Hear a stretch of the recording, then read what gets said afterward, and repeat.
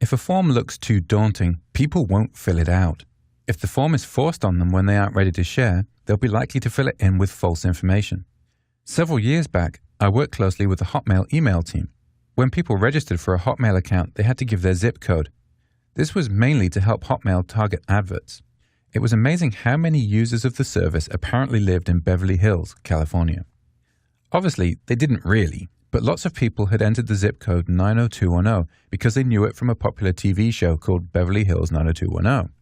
Basically, they circumvented the form with false information because they didn't see the value in providing their real data.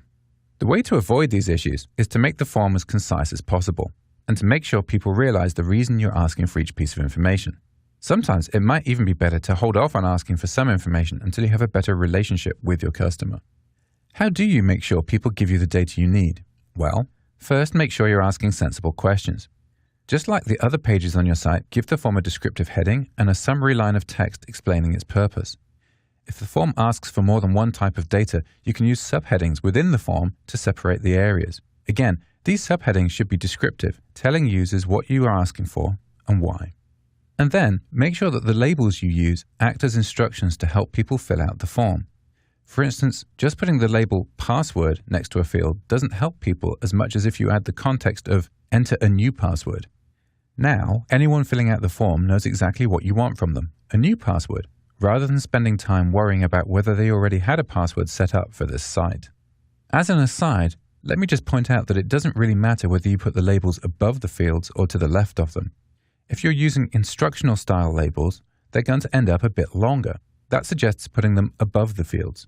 If you have a longer form, putting the labels to the side will make it appear a bit shorter.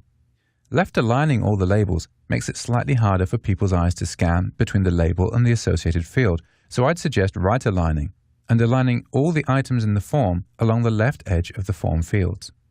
Whatever style you end up choosing, above or to the side, stick to it throughout your form and use the same style on every form on your site.